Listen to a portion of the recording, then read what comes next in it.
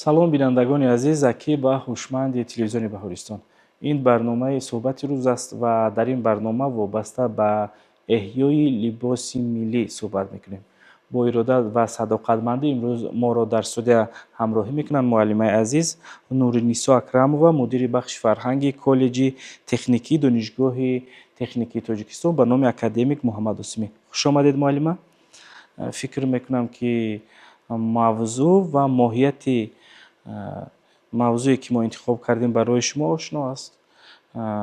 Шумо аз зумраи он омӯзгороне ки равшанфикрони замони имрӯз ҳастед ки пайваста дар баромадҳо, дар суҳбатҳо вобаста ба ин мавзӯъ баҳс мекунед, андешаҳои худро баён мекунед. Пас ҳамин хотир мо мақсад гузоштем ки аз ин минбари баланди андеша низ андешаҳоятонро гуфта бошед. нахуст суол ҳамин мешавад ки эҳёи либоси миллӣ ки як нав барои мардуми мо имрӯз мавзӯи рӯз аст, мавзӯи рӯз шуморида мешавад ва дар 10 солаи ахир таваҷҷӯҳ ба ин мавзӯъ, ба ин моҳият, ба либоси миллӣ, ба анъанаҳои миллӣ зиёд гардид. мехостем вобаста ба ин суҳбатро оғоз кунед шумо.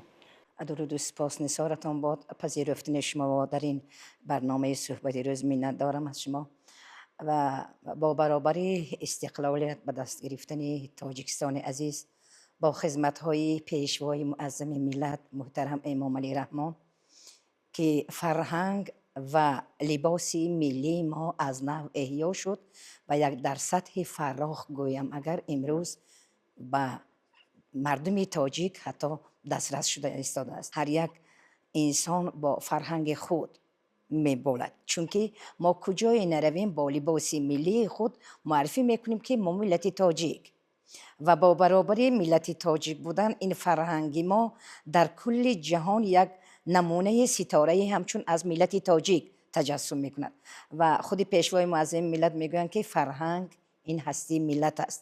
воқеан суханҳои пешвои муаззами миллат ҳар якташ як панду андарз аст ба ҳар як он чизе ки имрӯз мо занҳои тоҷик бо унвони азиз ва умуман миллати тоҷик аз нигоҳи фарҳангу урфу одатҳои худамо боз ҳам эҳьё мекунем. ин ифтихор аст, чунки ин орзуҳои деринии ҳар як миллати тоҷик буд. дар ин 10 солаи охир ман худамам таваҷҷӯҳ мекунам ва дар барномаҳои ана ҳамон маросимҳое ки барномаҳои миллии худамо хоб дар ҷашнҳои миллӣ мо бо баробари ҷашни миллӣ гузарондан либоси миллии худро ба дар мекунем. ин як шукӯҳу шаҳомати хосае медиҳад ва ҳар лаке ки либосе мепӯшем ин ҳар як либоси мо мазмун дорад.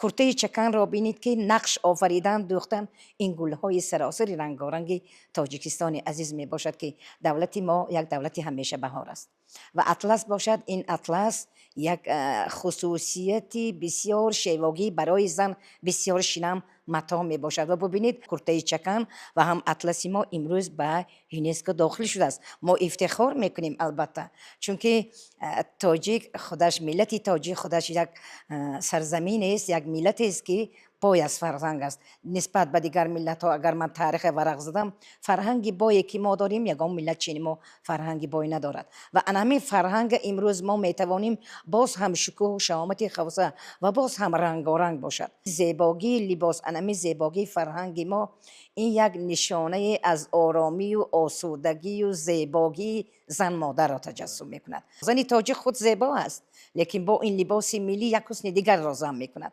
ва барои ҳамин фарҳанги тоҷик ин фарҳанги қадимаи ҳар яки мову шумо аст ки мо бояд дар ҳама ҷашнҳо мо либоси миллии худро ба бар кунем ва ифтихор кунем ки либоси миллии мо либоси ҷаҳонӣ ҳисоб мехӯрад, чун дар ЮНЕСКО дохил шудааст ҳам чакан ва ҳам атлас.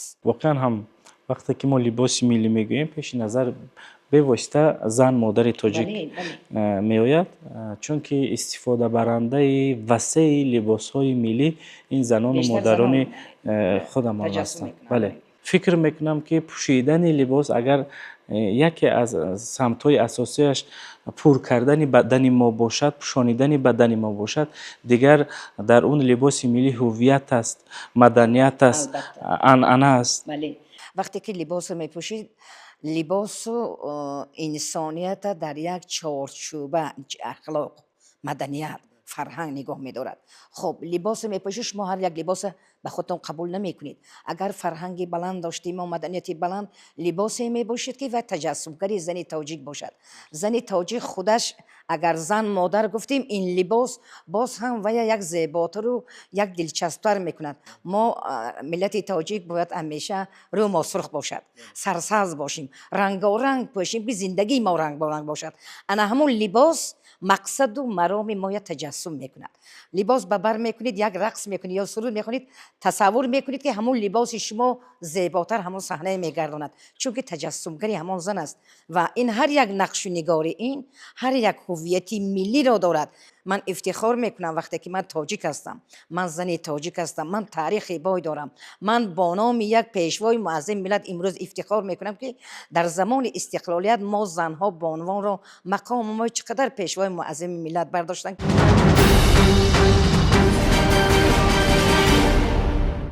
اکنون که شما به واسطه میان جوانان فعالیت میکنید، چگونه توجه دارن؟ مثلا ما مشاهده میکنیم که لباس های ملی عنعنوی که مثلا تا زمان ما بودن اندک اندک اکنون دوباره احیا میشوند.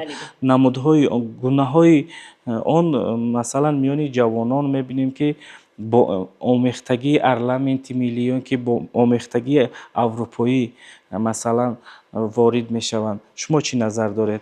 چگونه توجه است؟ من بیشتر توجه میکنم از بس که وقتی که کمتر هوا سرد میشود، من در این وقت که ما میپوشیم دخترای حتما کرته اطلس و پاجامه و چکن که پوشته میبین، میگوید معلمه جان من اینا میپوشم، من نمیخواهم که از بالا یک چیز دیگر پوشم، یعنی روی پوش باشته باشد. میخواد همه خیلی بیام که لباسی من چقدر زیباست. نگاه کنید که وای علاقه بیدار کردن هویت ملی و در قلب وای مهر وطن میپرورد. ماهی مرد خودش بهار است، زیباگی زن مادر است. ببینید که با عیدها پسی همدیگر میبیایند، عید مادران میبیاید، نوروز خجسته میبیاید، همین در همین لباس های ما تجسم میگردد. یعنی زن در همه حالت بیشتر به فرهنگ خود تقلید کنن. فرهنگ بیگانه هرگز نه، چون فرهنگ بیگانه عقیده های ما را، رفتار ما را به دیگر چی میبرد. من همه خیلی درک میکنم وقتی که فرهنگ بیگانه میبینم من دلم تنگ میشد. میگویم که آخر زن تاجیک موهای بافته، لباس های ملی خودشان، یک داکه سفید زنهای کهنسال مادران میپرتافتن. کنی وای های شما پرتاید آنقدر زیبا. و وقتی که پیشوای معظم ملت در چاره‌بینی ها برآمد میکنن زنها با لباس ملی، شما همه تالار بینید که تالار جز از همان زن نشسته است، لیکن به مانند گل شکفته است. برای چی؟ و آن همون لباس ملی است، رنگارنگی، زیبایی و هر یک انسان رو از هویت ملی بیدار میکند که واقعا وای فرهنگش دوست میدارد، ملتش دوست میدارد، زبانش دوست میدارد. در این مفهوم فرهنگ تنها ما لباس نمیگیریم، این فرهنگ بسیار فراخ است. فرهنگ ما سرایندگی و نوازندگی، رقص و گچکاری و دیگر همین از نگاه صنعت تاجیک میرود. یعنی چقدر شما زیبا پرست باشید همون قدر توجه به زیبایی میکنید، چقدر شما آرزو میکنید همون چیز به آرزو میدوزانید. همون نزد دوزنده میروید و میدوزد، میپوشید ببر میکنید، میگوید که برای من و یک چیزی که همه توجه به من میکند. از بس که ببینید امروز ما دولت صاحب استقلال هستیم و دنیوی و دموکراتی هستیم، از ممالک خارج مهمانات بسیار میبینند. وقتی که مهمان میبینن این لباسی ما میبینن، حتی باور کنید سال گذشته در نوروز چندین از ایران و زنهای ایران و افغان صحبت کردم، همین متاح خریداری کنم. میگوید اینقدر این متاح زیبا در تن شما زیبا است. برای ملت باید ما احیا کنیم، ما باید از نو همین متاح ها عرف و عادت های خودمون از نو احیا کنیم که این در تاریخ و فرهنگ ما سالهای سال نهفته سالهای سال ما معرفی کرده است. در مجموع زن مادر تاجیک آزاده پوش است. بله. چنانه که شما امروز آزاده پوشیده آمده و لباس های ملی فکر میکنم که هیچ وقت و هیچ دور و هیچ زمان کهنه نمیشوند، ماهیت خود را گم نمیکنند. من یاد دارم که مثلا گذشتگان ما همین گونه متا میپوشیدند و امروز شما پوشیدید و امروز نیز مورد توجه تمام ساکنان است. مثلا لباس ملی میخواستیم اکنون شما گفته باشید که نقش عائله در حفظ و ترغیب لباس ملی چی است و اندیشه شما آیا عائله نیز میتواند که در برابر جامعه، در برابر زیایان نگهدارنده همین فرهنگ باشد؟ واقعا اساس تربیه، اساس همون زمینه از عائله آغاز می شود. من از دوره‌ای که مکتب میخوندم پدرم تاکید میکردن لباسی ملی باشد. با پدرم هر یک نقشه تحلیل میکردن. این که حالی ما مایده بودیم. انا همون من در خانه کودکام تربیه کردم و یا من اجازه نمیتیم الکی چندین نمود لباس های ملی اطلس و اطلس دختر تیار کردم موندگی. امروز اگر من دانشجو که کار کنم و من تشویقات کنم که پوش در خانه پدر و مادر طلب کند و متاع آورده دختر در تن کودک باشند، ببینید که تاثیر این تماما دیگر است. یعنی در خانواده بیشتر به فرهنگ و تاریخ هویت ملی رو آورد. چون که وقتی که ما هویت ملی رو آوردیم، فرزند ما هیچ وقت فرهنگ بیگانه را قبول نمی کند. ما با برابری فرهنگ به وی گفتن باید با تحلیل کنیم که تاریخ ما چگونه است، برای چی ما این را این فرهنگ ماست، برای چی دیگر ملت ها لباس ما را نمی پوشند. این با یک تاریخ خودش را دارد. پدر و مادر باید فهمونند. این زمینه اول در خانواده و بعد در جامعه می بیاد، بعد در مؤسسه می بیاد که این با پیوسته استاد و آموزگار با وی کار میکند. درست است. واقعا هم اگر که تربیه ما واقعا هم تربیه ملی باشد، نسل به نسل اگر که ما تربیه خود را از خانه ملی کنیم و فرزندان خود را آنم در روح وطن دوستی و خویشتن شناسی و سازندگی و افتخار ملی اگر تربیه کنیم، زینه به زینه چنانه که شما ذکر کردید، نسل امروزی ما، نسل آینده ما نگاه دارنده همین فرهنگ خاصه لباس ملی می شود.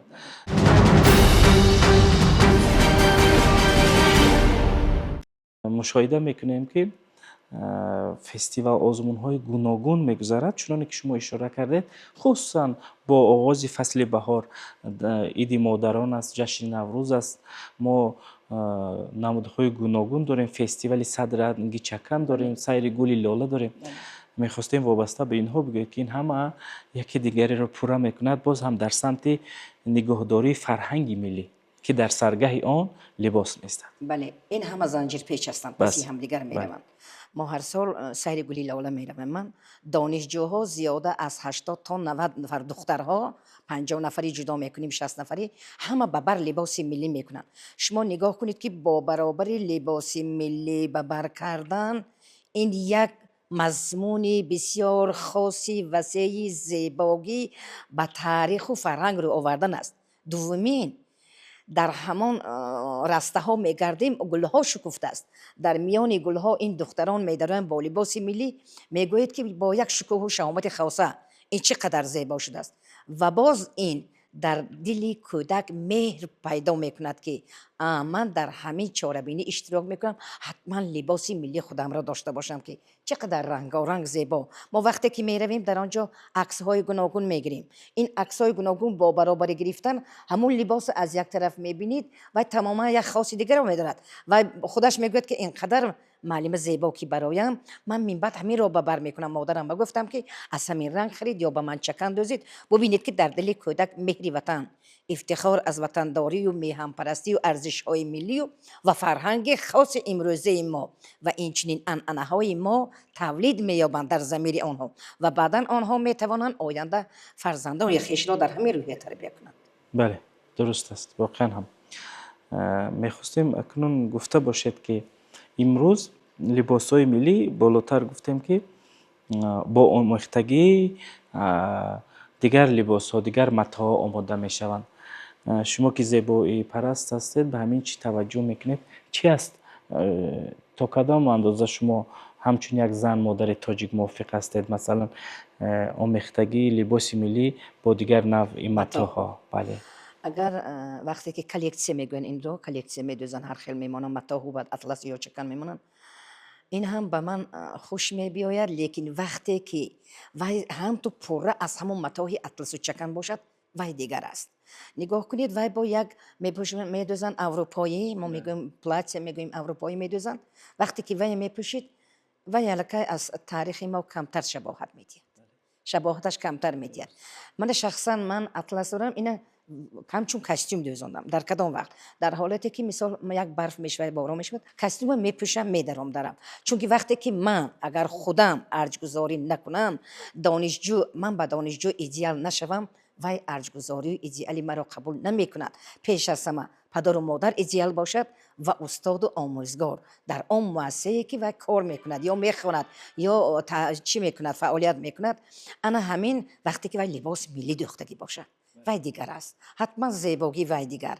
و وقتی که ما اروپایی میکنیم یک نمود لباس اروپایی کلکسی کردن نه اونقدر خوش میپذیرم این رو من. بله، یعنی شما موافق هستید که متاحهای ملی اطلس و ادرس و چکن باید ملی دوخته بله شد؟ ملی دوخته شد ملی باشد که چقدر مثال حاضر چقدر یک نمادهای بسیار فسان میکنن گلدوزی کرده یا بگذار کنن لیکن ملی باشد پاجامش کتی همین پاجامه و کرته پوشیدن با اگر در سر ما توپی مانیم وای با تماما دیگر است. باور کنید فرهنگی که من دارم امروز باور کنید افتخار از زنی تاجیک بودنم افتخار میکنم از پیشوای معظم ملت که یک شخصی که از نو احیا کردن. واقعا هم زحمت و تلاش‌های بله پیشوای بله ملت شبانه روزی است، بله دوامناک است و پیوسته است. بله. و آخرین همون اقدام‌هایی که شما گفته استادید که در زمان استقلالیت در 10 سال اخیر همین با یونسکو وارد کردن عنعنه و لباس‌های ما، جشن‌های ما است.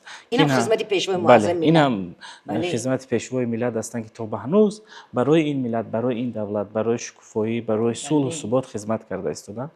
ما باید که افتخار کنیم، البته ما باید که البته قدردان باشیم. بله ما باید که انا همون هر یک ساعت و هر یک دقیقه خودمون برای ملت و میهن و وطن ارزگذاری کنیم. هر آن چیزی که چاره بینی می شود و جشن ها می شود باید با لباس ملی با سر روی بلند با زبان برا روی سرخ برآمد کنیم که ببینن که تاجیک اینقدر تاریخی بای دارد. کودک ببینید وقتی که از خانواده آموخته نزد من آمد و من در درس معرفت عائله‌داری فرهنگ شناسی اخلاق و زیبا شناسی درس میدم. شما باور میکنین من جاش میبینید که همون روز همون لباس پوشیده میبینم. من همون روز آنجا وقتی که فرهنگ شد ما تنها فرهنگ نیست آنجا سرود و آنجا از شش مقام آغاز میکنم. برای چه شش مقام فلک در یونسکو شامل شدن؟ این تاریخی صنعت تاجیک است. پایه صنعت تاجیک شش مقام و فلک میباشد. گفته کودک باید بیدار میکنیم، استادا بیدار میکنن، در مؤسسات تعلیمی معلما باید بیدار کنن، درس‌های کشاد، موزه مدور، شب‌های سوال و جواب و در خانواده پدر و مادر. انا پدر و مادر که زمین گذاشت حاجت اینقدر مشکلی نمیکشید و کودک پیوسته مغز سرش پره از همون تاریخ و فرهنگ برخوردار باشد. برای چه مثال امروز گاهی میبینم که فرهنگ بیگانه تقلید کاری میکنم، خوش نمیپذیرم، نمیزیبد برای من همچون زنی تاجیک که من حافظ و خیام و این فردوسی و بابا جان غفور دارم. من با پیشوای معظم ملت به این روز آماده رسیدیم. ما بیایید ما یک بار ورق زنیم و ارزگذاری کنیم هر قدر میتوانیم. درست است. در سخن یادآور شدید از داکای مادر تاجیک. یادم آمد انم گردی با میگویم یک نوع دیگر گل دارد گردی و اشاره کردید که برای چه خارجیان می آیند و تماشا میکنند و فراغت میکنند و مثلا لذت میبرند اما استفاده نمیکنند لباسی ما را. پس برای چی ما از آنها را وسیع استفاده میکنیم رو به فرهنگ غیر میاریم؟ چی هستیم؟ این انا همون از برخوردار نبودن فرهنگ خیش، از انا همون ناشکری های خودشان. ببینید ملت دیگر میبیاد، دیگر ملت ها میبیان حواسشان میرن ما یا میبینن لیکن فرهنگ ما قبول نمیکنن و یا میگن که نه ما فرهنگ لباس خود ما داریم. ما برای چی این کار میکنیم؟ از مفکوره تنگ ما تاریخ ورق نمیزنیم. لباس ملی پوشید، داکه پرتایید، فیض و برکه وای دیگر. من در کالج آموزگاری درس میدادم، دخترای ترکمن بودن. بعد نوروز گفتم که دخترای زیبا پگاه هم اطلس میپوشید، پگاه میبینم و یا همین لباسی خودشان کردی. پس سوال دادم که شما برای چه اطلس نپوشید؟ گفتن نه ما فرهنگ خود ما دوست می‌داریم، ما اطلس نمیپوشیم. پس برای چی ما میپوشیم؟ ما باید فرهنگ ما دوست داریم. فرهنگ دوست داشتید وطن دوست داشتید، فرهنگ دوست داشتید میهن، ارزش‌های ملی، شکرگزاری از آرامی آسودگی پیش است. بله.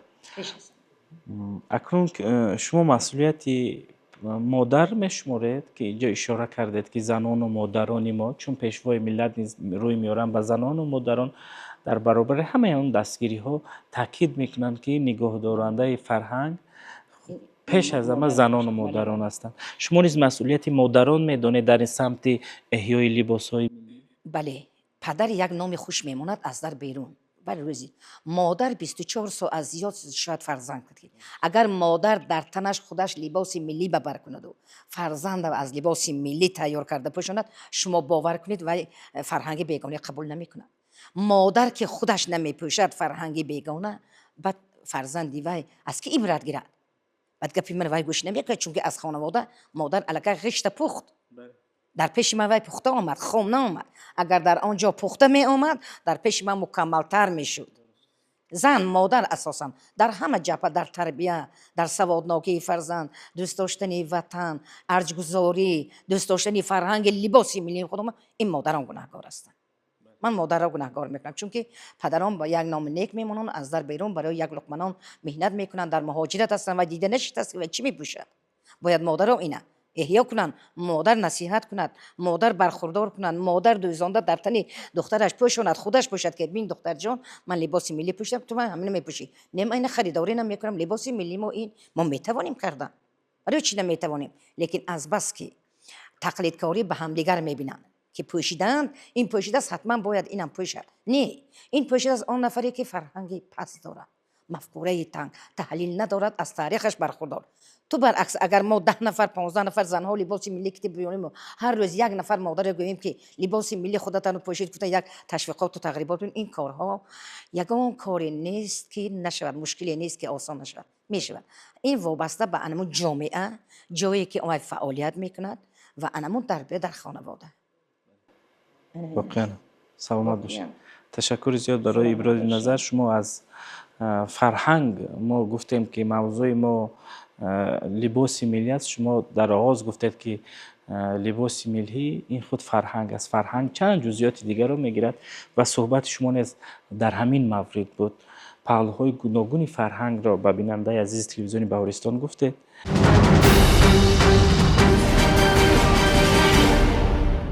میخواستیم اکنون مورد خدمت‌های مادران ما بگوید شما که در برابر یعنی که مثلا امروز مادران ما در جامعه فعال هستند، در تربیت نسل نورس فعال هستند، باز هم دیگر فعالمندی دیگر شاید آنها را انتظار باشد برای باز هم پابرجا بودن همین فرهنگ. بله الها و فصل بهار است، یک زیبایی سال هست. ببینید طبیعت بیدار شده است، با برابری طبیعت بیدار شدن انسانیت بیدار میشد و هر نفری که وای قلم میگیرد و نویسنده شاعر است حتما یک چیزی را تجسم میکند، تو زیبایی های میبینید.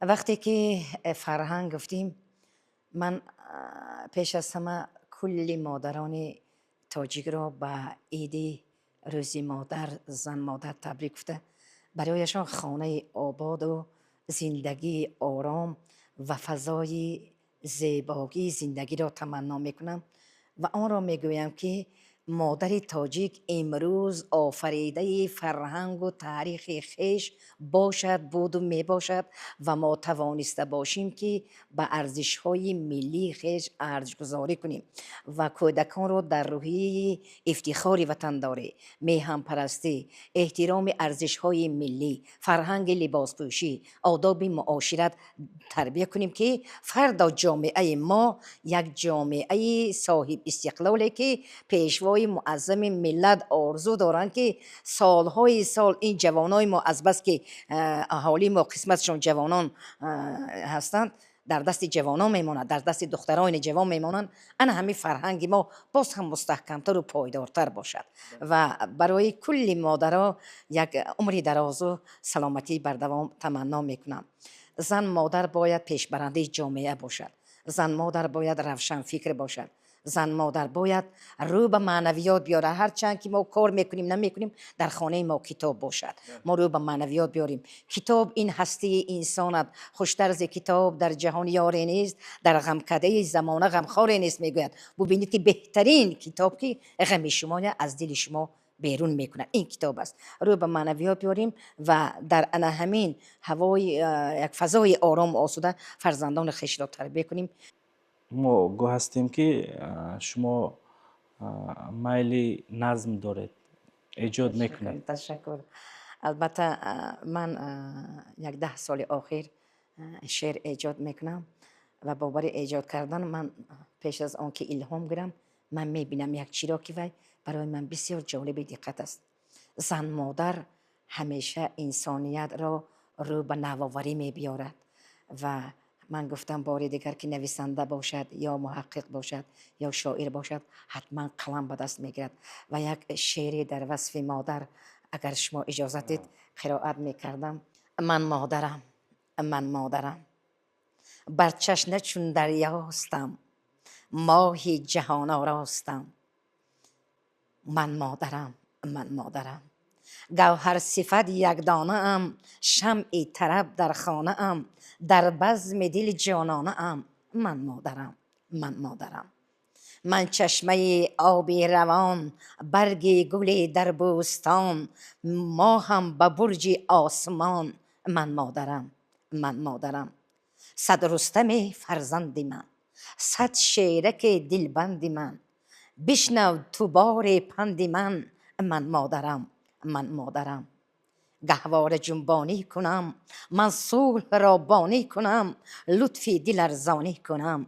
من مادرم من مریم عیساستم، بر تشنه چون دریاستم، ماهی جهان آراستم. من مادرم.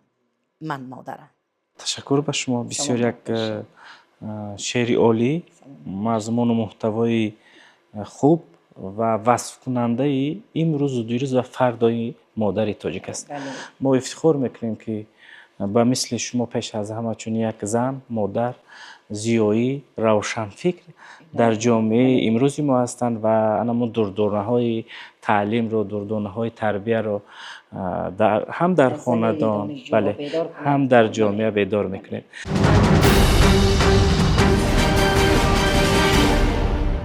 برای صحبت تشکر. فکر میکنم که از صحبت صمیمی شما بیننده عزیز ما غذای معنوی گرفتن، خاصا مادران گرامی قدر ما که این لحظه و این دم تلویزیون بهارستان را تماشا میکنند از مطرح موضوع امروزه به خود خلاصای عمیق میبرند و فرزندان خود را در روحیه تاجیکانه به وای میرسونند. در روحیه تاجیکانه، در روحیه اونی که مثلا ما ملت تاجیک صاحب تمدن، صاحب فرهنگ هستیم و لباس خود رو داریم، فرزندان خود را به وای میرسونند. و بینندگان عزیز، امروز در صحبت ما بودن معلمه عزیز نورنیسا اکرم و مدیر بخش فرهنگ کالج تکنیکی دانشگاه تکنیکی تاجیکستان به نام اکادمیک محمد آسیمی و صحبت کردن سر مسائل مهم فرهنگ، لباس ملی، عنعنه، تعلیم و تربیه، ارزش های ملت تاجیک، نقش زن مادر تاجیک در زمان امروز. بازم خوش آمدید. میرسیم به انجام سلسله برنامه صحبت روز. خیر تا نزدیکترین دیدار، سعادتمند باشید.